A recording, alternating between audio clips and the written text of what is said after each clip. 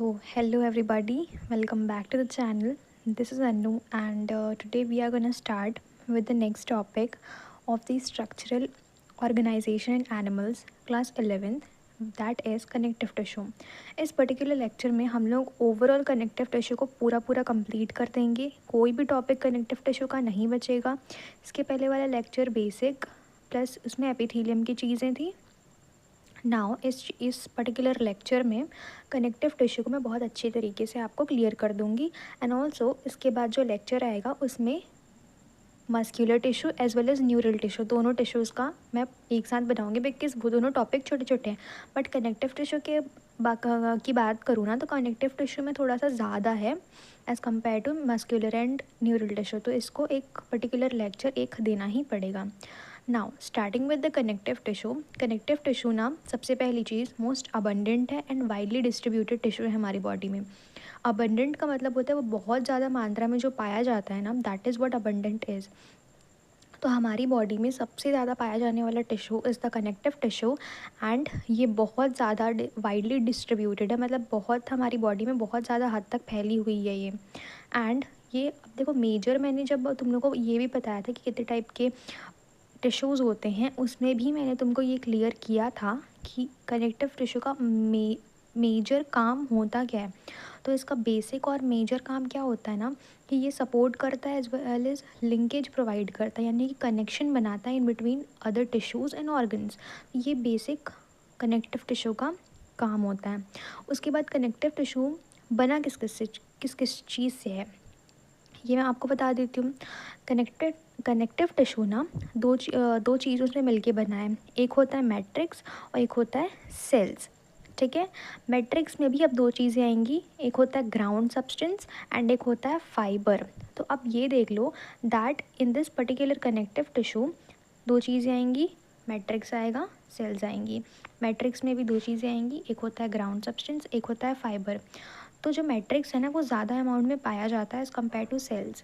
So in matrix जो ground substance है that is actually the gel like material and fibre is actually the there are two types of fibre. First is collagen fibre and second is elastic fibre. तो और इसमें sales में कौन कौन सी sales आ जाएंगी.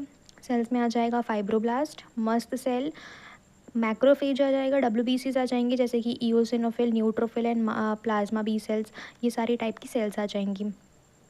Moving on to the next thing that is ground substance. Actually होता क्या है ये थोड़ा सा देख लेते हैं, उसके बाद ही अपन आगे मूव करेंगे. तो यहाँ पे जो ग्राउंड सब्सटेंस है, अब देखो ये जेल लाइक होता है मटेरियल में. ठीक है, एंड ये किस चीज़ से मिलके बना होता है, ये ग्लाइकोप्रोटीन से मिलके बना होता है और म्यूकोसैकेराइड से मिलके बना होता है. तो ओवरऑल बोल सकते हैं कि ये कार्बोहाइड्रेट रिच है. क्यों रिच है, क्योंकि ये ग्लाइकोप्रोटीन से बना है एज वेल एज म्यूकोपॉलीसैकेराइड से बना है. ठीक है, एंड इसका बेस्टेस्ट एग्जाम्पल मैं तुमको ये देती हूँ कि जो कनेक्टिव टिश्यू है ना, मान लो कि हम लोग एक मैगी बना रहे हैं, वेजिटेबल मैगी बना रहे हैं, सूपी सी वेजिटेबल मैगी. तो हम लोग मैगी में डालते क्या क्या है, तो मैगी में हम लोग डालते हैं मैगी. ठीक है, रॉ मैगी जो होता है, हम लोग डालते हैं पानी और डालते हैं वेजिटेबल्स. ठीक है, तो इन तीनों को क्लासीफाई करके अगर मैं बताऊँ तो मैंने बहुत अच्छी तरीके से आपको यहाँ पे नोट के फॉर्म में भी बता दिया है, बट स्टिल मैं आपको एक बार बता देती हूँ. ठीक है, Maggi helps to remember the matrix. ठीक है, मैट्रिक्स में क्या क्या होता है वो हम लोग को बता देता है. Matrix along with the what actually is inside the connective tissue. यहाँ पे पर्टिकुलर मैट्रिक्स ही नहीं, इसके साथ साथ ये भी बताता है कि कनेक्टिव टिश्यू में और क्या क्या भी प्रेजेंट होता है, जैसे कि सेल. ठीक है, अब मैं बताती हूँ. मैगी को बनाने के लिए we have to add water along with that vegetables, और जो मेन चीज़ है दैट इज़ मैगी. तो यहाँ पे जो मैगी हो जाएगी ये फाइबर के फॉर्म में होगी, बिकॉज ये ऐसे ही होती है जो मैगी होती है. ठीक है, जस्ट लाइक फाइबर्स. उसके बाद वाटर डालेंगे. Water will act like ground substance भी सूपी लाइक टेक्सचर होता है इसका. एंड जो वेजिटेबल्स रहेंगी वो सेल की तरह काम करेंगी. ठीक है, अब अगर दूसरी चीज़ की बात करूँ कि यहाँ पे कुछ इंपॉर्टेंट डेट्स हैं. Important dates in the sense कि कौन से ईयर में कौन से क्वेश्चन पूछे गए हैं, ऐसे टाइप की डेट्स हैं, ये भी आप एक बार देख लेना. अब आते हैं कनेक्टिव टिश्यू कितने टाइप के होते हैं. तो कनेक्टिव टिश्यू ना मेजरली 3 टाइप के होते हैं. एक होता है लूज कनेक्टिव टिश्यू, एक होता है डेंस कनेक्टिव टिश्यू एंड एक होता है specialised connective tissue. First is loose connective tissue, second is dense connective tissue and third is specialised connective tissue. जो लूज कनेक्टिव टिश्यू होता है ना, इसमें दो टाइप के होते हैं further. First is areolar connective tissue, दूसरा adipose connective tissue. And dense connective tissue में भी वैसी दो चीज़ें आएंगी, dense regular and dense irregular. उसके बाद जो स्पेशलाइज्ड कनेक्टिव टिश्यू है, इसमें भी फर्दर दो क्लासिफिकेशन होंगी. एक होता है स्केलेटल कनेक्टिव टिश्यू एंड एक होता है फ्लूइड कनेक्टिव टिश्यू. ठीक है, यहाँ पे थोड़ा सा यहाँ पे दिया है मैंने, इसको एक बार देख लेना. उसके बाद जो यहाँ पे स्केलेटल कनेक्टिव टिश्यू है, इसमें भी दो चीज़ें आएंगी. पहला है कार्टिलेज एंड दूसरा है बोन. वैसे ही फ्लूइड कनेक्टिव टिश्यू में भी दो चीज़ें आएंगी, that is blood and as well as lymph. ठीक है, तो एक बार ये सब भी आप लोग देख लेना. उसके बाद इंपॉर्टेंट यहाँ पे ये है कि यहाँ पे जो लूज कनेक्टिव टिश्यू है ना, इसका ये डायग्राम जो मैंने दिखाया है ये इंपॉर्टेंट है. कैसे इंपॉर्टेंट है? क्योंकि एनसीईआरटी में भी दिया है. तो लूज कनेक्टिव टिश्यू होता क्या है, पहले ये देख लेते हैं. लूज कनेक्टिव टिश्यू में ना देखो मैट्रिक्स जो है वो ज़्यादा रहता है एंड इसमें जो सेल्स होती हैं वो थोड़ी सी कंपैरेटिवली कम होती हैं. सेल्स एंड फाइबर्स जो है लूजली एग्रीगेट होते हैं, यानी कि लूजली इधर उधर मूव कर रहे होते हैं the semi fluid matrix. And यहाँ पे मैट्रिक्स ज़्यादा होता है. एंड यहाँ पे जो क्लासिफिकेशन है वो भी मैं एक बार आपको बता देती हूँ कि कौन कौन से यहाँ पे सेल क्या है. ये जो है आपका ये मैक्रोफेज है. ठीक है, आप लिख लेना खुद से. ये वाला जो है ये इसको ये जो ग्रीन कलर का दिख रहा है ना, इसको फाइब्रोब्लास्ट बोलते हैं. एंड ये जो ओवरऑल रहता है ये ग्राउंड सब्सटेंस है. This is what neutrophil looks like, this is what eosinophil looks like and this is your mast cell. All these are your fibres and ये वाला जो है ये बेसोफिल है. ठीक है, ओवरऑल मैंने आपको सब चीज़ें यहाँ पे बता दी हैं. ओके, अब देखते हैं कि जो फाइबर्स हैं वो कितने टाइप के होते हैं. ठीक है, फाइबर एक्चुअली दो टाइप के होते हैं. पहला होता है कोलाजन फाइबर, दूसरा होता है elastic fibre. Collagen fibre usually white in colour होते हैं एंड इलास्टिक फाइबर जो है येलो इन कलर होते हैं. Hence collagen fibre are also known as white fibre and जो इलास्टिक फाइबर हैं they are also known as yellow fibre. And अब देख लेते हैं कि कोलाजन फाइबर होता क्या है. हाँ, कोलाजन फाइबर में अब देखो कोलाजन फाइबर है तो उसमें कोलाजन प्रोटीन भी होगी एंड अगर इलास्टिक फाइबर है तो उसमें इलास्टिन प्रोटीन भी होगी. ठीक है, ये बात भी इंपॉर्टेंट है यहाँ पे, इसको भी देखना एक बार. एंड उसके बाद मैं बात करूँ कि प्रॉपर्टीज़ क्या होती है, तो कोलाजन फाइबर जो है वो अनब्रांच्ड होता है, वो बंडल में प्रेजेंट होता है एंड वो स्ट्रेंथ प्रोवाइड करता है, जैसे कि मैंने यहाँ पे आपको शो करा हुआ है. ठीक है, एंड अगर बात करूँ कि इलास्टिक फ़ाइबर की, तो इलास्टिक फ़ाइबर जो है वो ब्रांच्ड होता है, लाइक ये पूरा ऐसे फैला होता है. ठीक है, एंड दूसरा ये प्रेजेंट होता है इंडिविजुअली एंड तीसरा होता है ये इलास्टिसिटी प्रोवाइड करता है. ठीक है, ये कुछ बातें थी. एंड यहाँ पे इम्पॉर्टेंट ये भी है कि रेक्टिकुलर फाइबर नाम का एक फ़ाइबर भी प्रेजेंट होता है जो कि एक टाइप है कोलाजन फाइबर का ही. एंड ये क्या करता है, प्रोवाइड करता है फ्लेक्सिबिलिटी. उसके बाद बात करते हैं कि एक्चुअली एक एक सेल की सेल है क्या एंड उसके फर्दर बोल सकते हो कि उसका फर्दर काम क्या है. ठीक है, तो पहला आता है फाइब्रोब्लास्ट.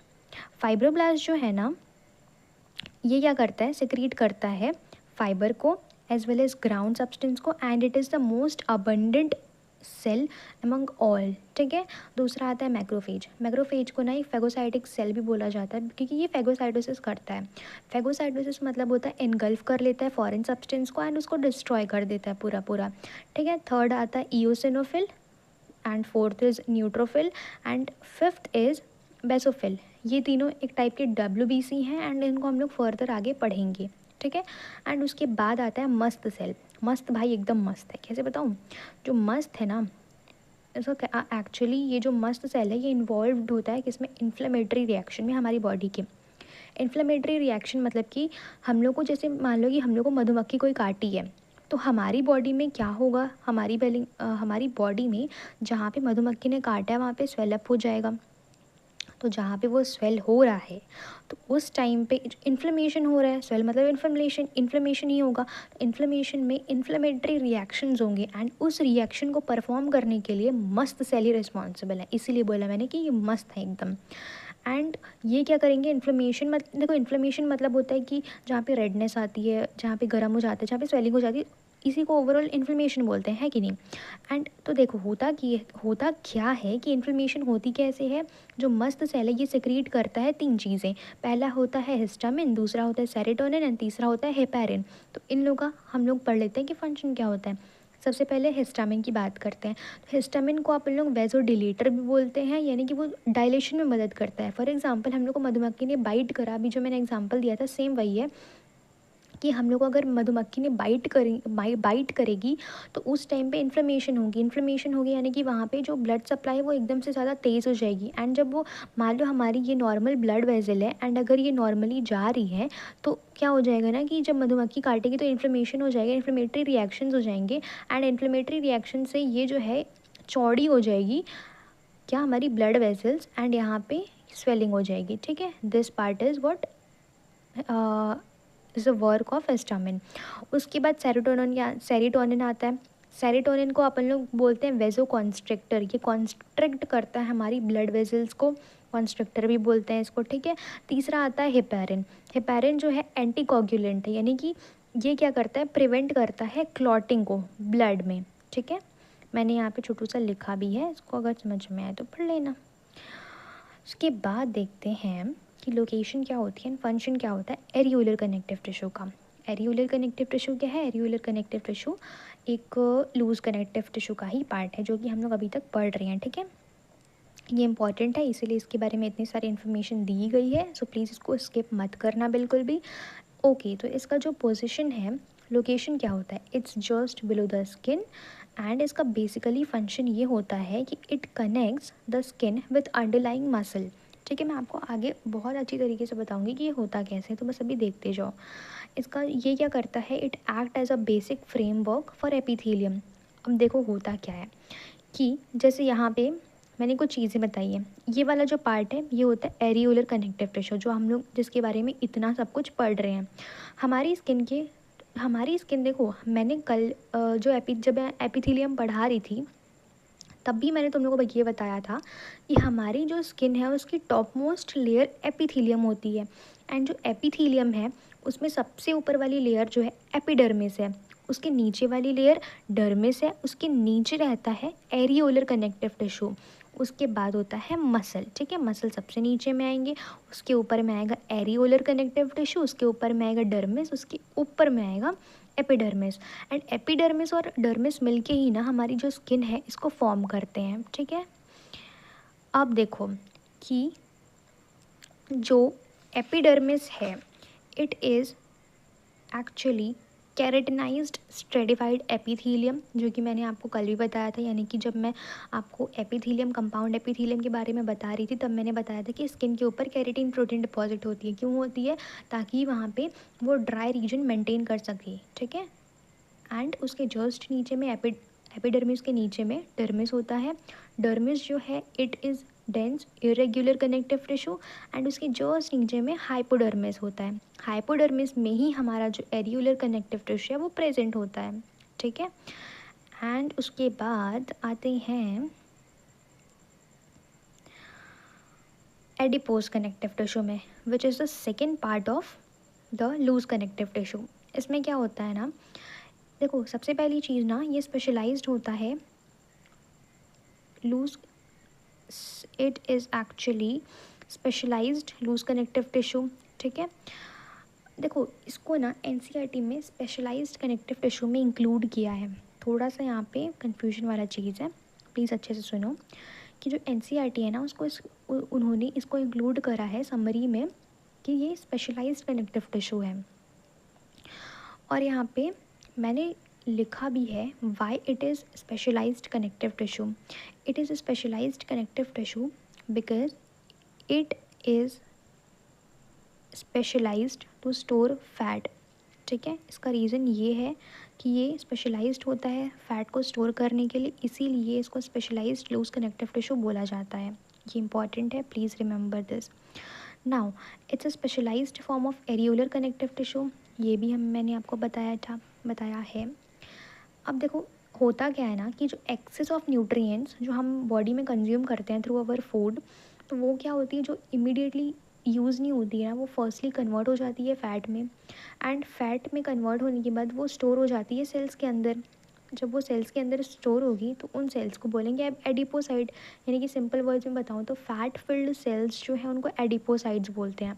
एंड यही जो एडिपोसाइड्स हैं जब एरियोलर कनेक्टिव टिश्यू में पाए जाएंगे तो इन्हीं को, यानी कि एरियोले में पाए जाएंगे, यानी कि space of areolar connective tissue में पाए जाएंगे, तो वो हो जाएगा एडिपोज कनेक्टिव टिश्यू। एंड उसके बाद मैं बात करूँ इनके लोकेशन की, लोकेशन इनका भी सेम है, यानी कि एरियोलर कनेक्टिव टिश्यू की तरह इनका भी लोकेशन सेम है, that is just below the skin. उसके बाद फंक्शन इनका क्या है, फंक्शन इसका है shock absorber as well as it act as cushion for several visceral organ जैसे कि किडनी। एंड ऑल्सो इसका ये भी काम हो सकता है कि कुछ एक्वेटिक एनिमल्स होती हैं जैसे कि वेल्स, उनमें थिक लेयर ऑफ फैट होती है जिसको अपन लोग ब्लबर बोलते हैं, जो कि प्रेजेंट होती है स्किन के नीचे में, जो कि इंज्यूलेटर की तरह एक्ट करती है। ठीक है, एंड ये होता कैसे है, थोड़ा सा डायग्रामेटिक फॉर्म में मैंने यहाँ पे आपको बता दिया है कि मान लो ये फ़ैट है, एंड जो एक्सेस फैट होती है ये हमारे सेल्स में, ये हमारा ये हम लोग का नॉर्मल सेल है। ठीक है, नॉर्मल सेल में क्या होता है, this is not normal cell, this is actually fat, and ये हम लोग का नॉर्मल सेल है।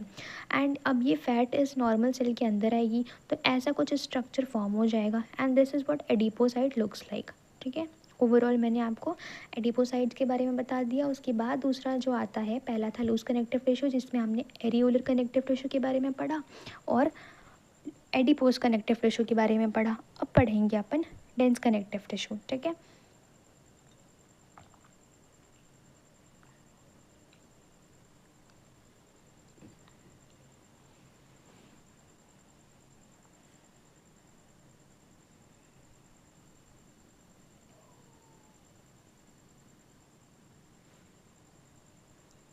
डेंस कनेक्टिव टिश्यू में होता ये है कि जो फाइबर्स हैं एंड सेल्स हैं, यानी कि फाइब्रोब्लास्ट, वो डेंसली या फिर बोल सकते हो कम्पैक्टली पैक्ड होती हैं इन द मैट्रिक्स, और जो मैट्रिक्स होता है वो बहुत कम होता है।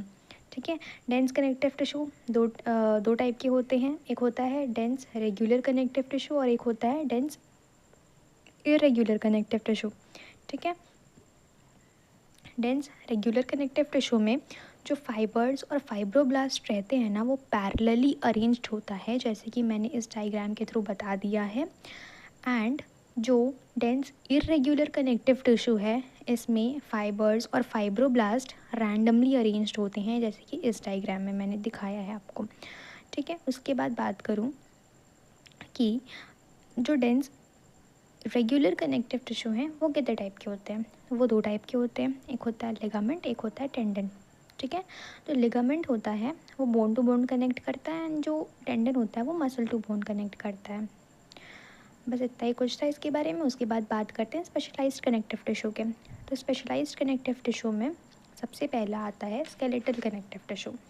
स्केलेटल कनेक्टिव टिश्यू की जो मैट्रिक्स होती है ना, वो सॉलिड होती है, एंड जो हमारा एंडोस्केलेटन है it is made up of bones and cartilage, so it actually gives a major support and framework to our body. And उसमें सबसे पहले अपन स्केलेटल कनेक्टिव टिश्यू में पढ़ेंगे कार्टिलेज के बारे में। तो कार्टिलेज जो होता है, कार्टिलेज की मैट्रिक्स बोल सकते हो कि सॉलिड होती है, सॉफ्ट होती है एंड प्लाइएबल होती है, यानी कि रेसिस्ट कंप्रेशन, अगर हम लोग उसको ऐसे दबाएंगे तो वो दब जाएगी, ऐसा वाला चीज़ है। एंड ये जो है मैट्रिक्स कार्टिलेज की, ये बनी होती है दो चीज़ों से, hyaluronic acid and chondroitin sulphate, इन दोनों से मिलके बना होता है। अब आते हैं सेक्शन ऑफ कार्टिलेज की बात करते हैं। सेक्शन ऑफ कार्टिलेज में थोड़ा सा यहाँ पे लेबलिंग आप इग्नोर करना, मैं आपको बताती चलूँगी। लेबलिंग यहाँ पे थोड़ी थोड़ी अलग है। ठीक है, पहले ये वाला जो लेयर है that is known as perichondrium. ठीक है, पेरिकॉन्ड्रियम के नीचे ये वाली जो सेल्स हैं सारी, ये होती हैं कॉन्ड्रोब्लास्ट। ठीक है, these cells are known as chondroblast.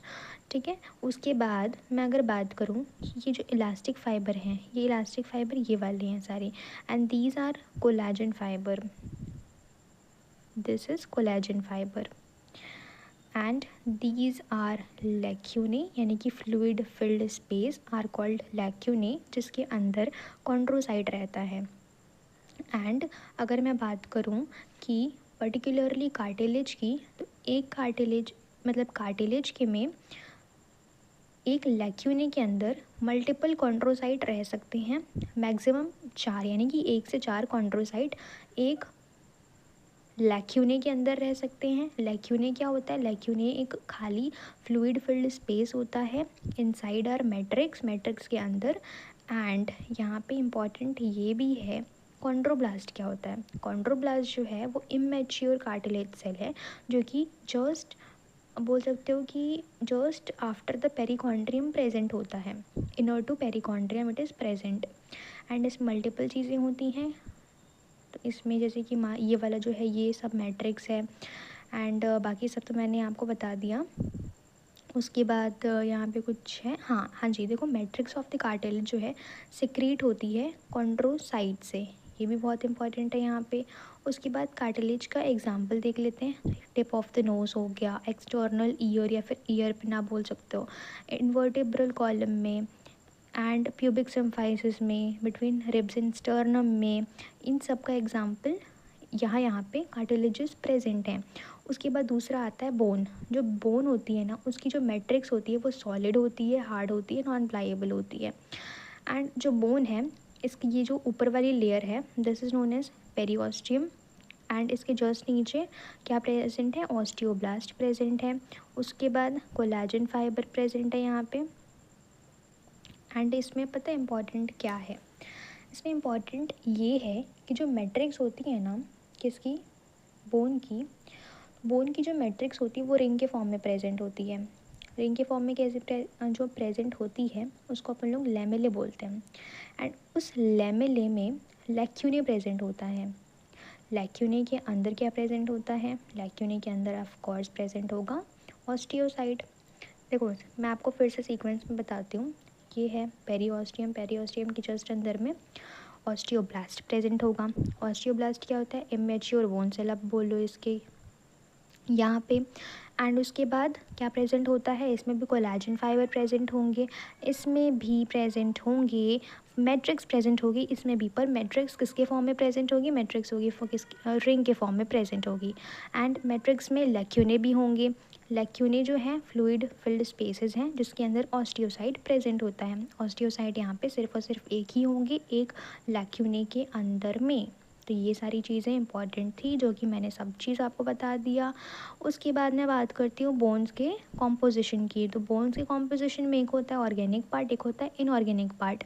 Organic part 10 से 30% होता है, इनऑर्गेनिक पार्ट 70 से 90% होता है। एंड जो ऑर्गेनिक पार्ट होता है उसमें वो मेजरली क्या बोल सकते हो कि प्रोटीन पार्ट होता है, यानी कि उसमें ओसिन नाम की प्रोटीन प्रेजेंट होती है। एंड जो इनऑर्गेनिक पार्ट है उसमें वो दो चीज़ों से मिलके बना है, कैल्शियम फॉस्फेट, मैक्सिमम जो है कैल्शियम फॉस्फेट प्रेजेंट होता है। एंड उसमें कैल्शियम कार्बोनेट भी प्रेजेंट होता है। एंड ये दोनों जो कॉम्पोजिशन है, इन्हीं के चलते जो बोन है हमारा वो हार्ड होता है, हार्डनेस प्रोवाइड करता है, यही दोनों। एंड यहाँ पे मैंने डायग्राम बनाया है बोन का, ठीक है। यहाँ पे जो ये वाला पार्ट है, this is red bone marrow and this is yellow bone marrow. Red bone marrow ये नहीं है भाई, ये है, ठीक है। And this is what yellow bone marrow is. And जो यहाँ पे रेड बोन मैरो है, ये भी रेड बोन मैरो, ये भी रेड बोन मैरो है। एंड ये जो रेड बोन मैरो है, it is actually responsible for haematopoiesis. Haematopoiesis मतलब कि होता है ब्लड सेल का formation, that is what haematopoiesis is. तो तुम लोगों को क्वेश्चन में ये आया कि हीमेटोपोइसिस के लिए कौन सा region of the bone important है या फिर रिस्पॉन्सिबल है, तो वो तुम लोग लिखोगे कि रेड बोन मैरो स्पेसिफिकली लिखना पड़ेगा। उसके बाद आते हैं बोन्स नोट पॉइंट पे, that is bones are the major support framework of the body. दूसरा आता है कि bones protect the soft tissue and organ. And तीसरा इंपॉर्टेंट पॉइंट ये है, कुछ बोन्स होती हैं यानी कि longer bones of the limb मान लो, वो क्या करती हैं? They are the site of haematopoiesis, यानी कि ब्लड सेल का फॉर्मेशन के लिए रिस्पॉन्सिबल हैं long bones of the limb, ठीक है। उसके बाद बात करूँ मैं एग्जाम्पल ऑफ बोन, तो जैसे कि फोर लिम्ब हो गया, हैंड लिम्ब हो गया, स्कल हो गया, रिब्स हो गया, वर्टेब्रल कॉलम हो गया, बहुत सारे एग्जाम्पल हैं बोन्स के। Now moving on to the last thing of this particular topic, that is fluid connective tissue which is a type of specialised connective tissue. देखो फ्लूइड कनेक्टिव टिश्यू के लिए ना पर्टिकुलर बाद में आगे चैप्टर आएंगे, ब्लड सर्कुलेशन वाला जो चैप्टर है उसमें आएगा, तो इसके लिए पैनिक मत होना कि मैंने इसमें बहुत कम चीज़ें क्यों बताई हैं, मैं बताऊँगी आगे। पेशेंस रखना, इस चैप्टर में जितना इम्पॉर्टेंट है उतना बता रही हूँ, ठीक है। मैट्रिक्स क्या होती है, मैट्रिक्स फ्लूइड होती है, फाइबरलेस होती है, इंपॉर्टेंट है ना, फाइबर नहीं होती है फ्लूइड कनेक्टिव टिश्यू में, ये याद रखना। एंड जो ब्लड है ये मेन सर्कुलेटरी फ्लूइड है हमारे अंदर, ठीक है।